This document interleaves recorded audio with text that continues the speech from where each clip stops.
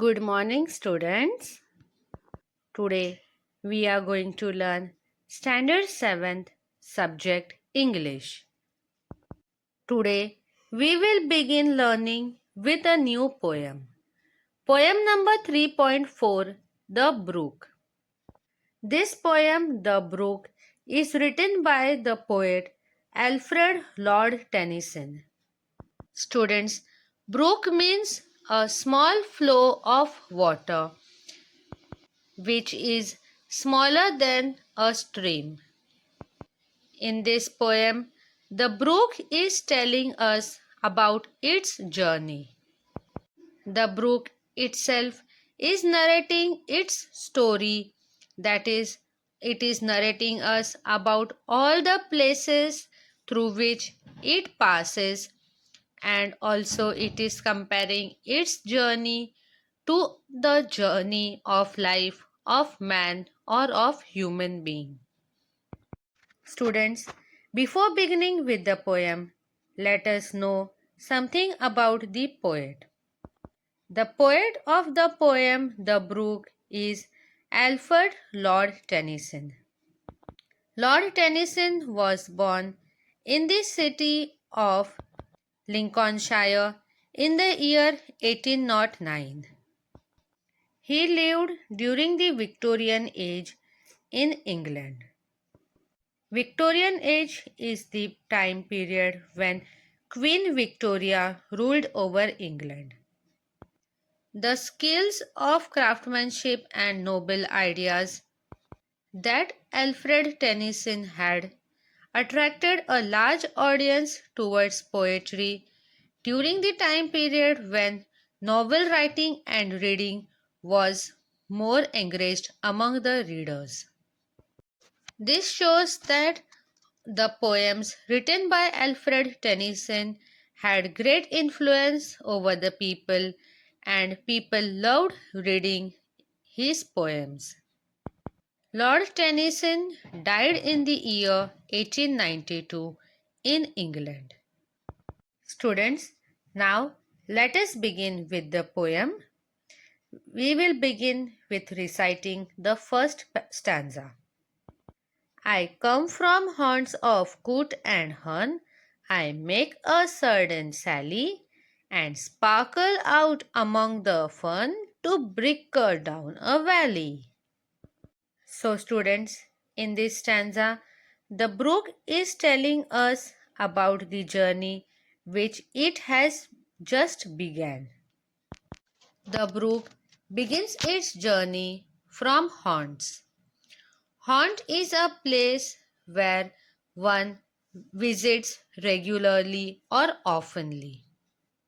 The brook also tells us that the haunt or the place from where it begins its journey is full of coot and herns. Students, coot and hern are water birds. It means these are the birds which lives in water. So when the brook begins its journey, at that point in its journey, various birds including the coot and hern comes and meets the brook. The brook further tells us that after beginning its journey from haunts and meeting coot and herns, it makes a sudden sally, or it quickly starts its journey by flowing more faster or quickly. On the way of its journey, while reaching its destination, the brook meets some fern. Fern are the plants which have long leaves but don't bear any flowers. Fern are the non-flowering plants. During its journey, the brook meets fern, and when the water of the brook meets with the leaves of fern, they sparkle or make some shining light. This light or the shine is referred as sparkle. Further, the brook moves down a valley.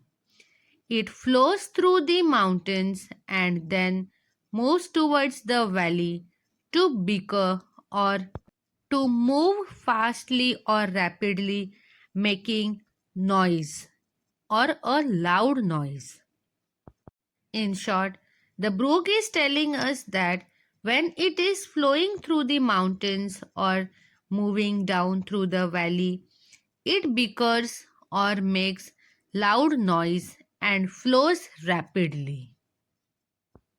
Thus, in the first stanza, the brook tells us that it begins its journey from haunts where it meets the bird coot and horns, and further it sparkles or spreads light with the plant of fern, and then it bicker or noisily moves downwards towards a valley. Now, let us proceed towards the second stanza. By 30 hills I hurry down, or slip between the ridges. By 20 thropes a little town, and half a hundred bridges. So, students, in this stanza, the brook has narrated about all the places where it visits before reaching its ultimate destination. On the way of reaching its destination, the brook has to cross over 30 hills. The brook hurriedly crosses all these 30 hills and then slips over the ridges. Students, ridges means a continuous chain of mountains. Thus, the brook wants to tell us that the 30 hills or the 30 mountains through which it flows are connected to one another, and thus they are called as ridges. For crossing all these 30 hills or the ridges, the brook has to hurry down, and in this process, sometimes it slips down from the hills and falls downward. The brook also tells us that after crossing the valleys and hills, it enters the village area. It has to cross around 20 thropes or the small villages. After crossing 20 villages, the brook also has to cross one little town before reaching its destination. While passing through the thropes, that is villages and towns, the brook has to cross by many bridges. There are over half a hundred bridges through which the brook has to flow. Students, half a hundred bridges means around 50 bridges. Thus, before reaching its destination, the brook has to flow through 30 hills, slip through the ridges or the continuous mountains, pass 20 villages, one town, and around 50 bridges. What a long journey, isn't it? Now, let us learn the third stanza. Till last by Philip's farm I flow, to join the brimming river, for men may come and men may go, but I go on forever. In this stanza, the brook is telling us that the last place through which it has to flow is the Philip's farm. It means it passes through a farm which is being owned by Mr. Philip. After passing through the farm, it finally completes its journey and reaches its destination. The destination of the brook is to join the river. After passing by the Phillips farm, it meets the river and joins in the brimming river. Students, the brimming river means a river which is full of water or which has water in plenty. The destination of the brook is to join the river. Thus, after flowing through all these places, the brook finally meets and joins the river and completes its journey. This was the individual journey or the journey of the brook all alone. Now, as the brook has joined the river, the brook continues its journey along with the river. It means the brook and the river together continue with their journey. The brook also tells us that while passing through so many things and flowing through various places, it has noticed that different men comes and goes. But the brook or the river flows on continuously forever without stopping. Here it means the flow of river or the brook is continuous. Now let us learn the fourth stanza. I chatter over stony ways in little sharps and trebles. I bubble into edgy bass. I babble on the pebbles. Here in this stanza, the brook has described about its journey after meeting the brimming river. This is the journey of the brook and the river both together. Here the brook is telling us that it passes through ways which are completely filled with stones. Such way or the path is referred as stony ways. It is the path or the road filled with stones. Over such ways while flowing, the brook makes some noise. Such noise is called as the chattering sound. It can also be referred as while flowing over such stony ways, the river and the brook are both talking to one another in very low voice, which is also referred as chatter. The brook also tells us about the noise which it makes while moving. It describes that the chatter is in the form of sharps and treblers. Sharps and treblers are the musical sounds or the pleasantful sound. Thus, while flowing through the stony ways and chattering around, the brook produces some musical sounds like sharps and treblers. When the brook edges or clashes with the nearby land outside the river, it bubbles or makes a sound. It is a sharp or a high pitched sound that it makes while edging into bays or the nearby land area. Further, when it moves through the pebbles, it makes a soft and a pleasantful music. Students, pebbles are the soft and the rounded stones which are usually found in river or sea water. When the brook flows through these pebbles, it makes a babble or a soft sound. Now, let us proceed with the fifth stanza.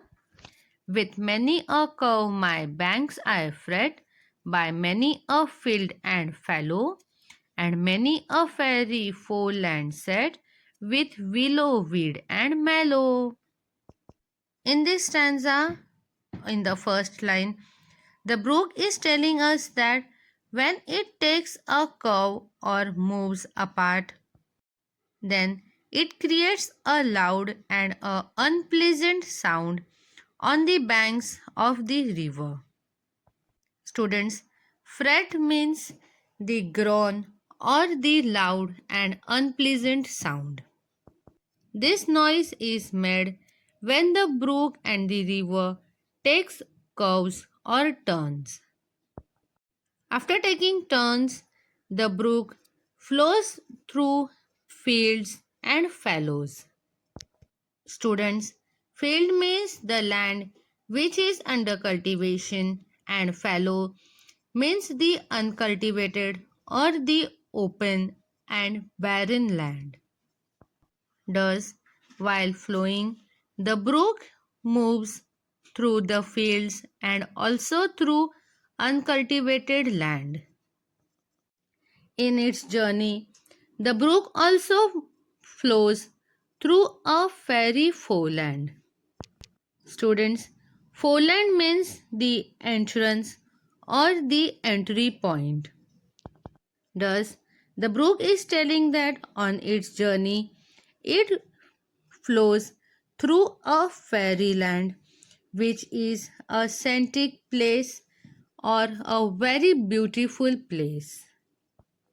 This place is been described as a fairyland or a very beautiful place because this whole area is been covered with beautiful flowers and plants like willows and mallows.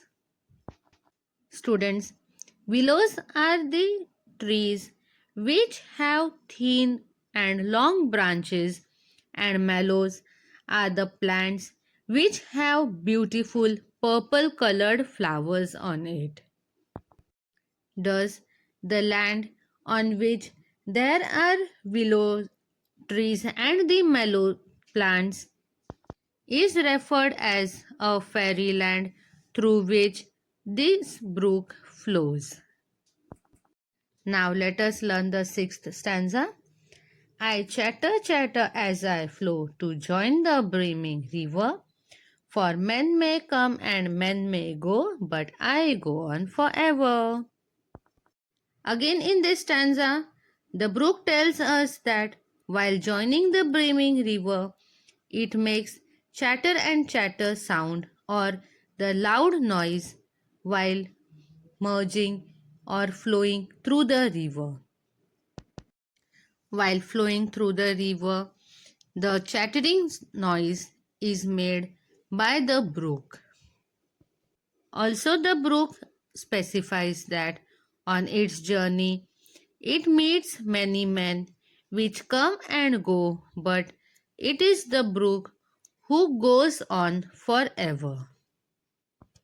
So, students, here we finish learning with half of the poem, that is, the first six stanzas. In the next video, we will be learning the next six stanzas of the poem. Thank you.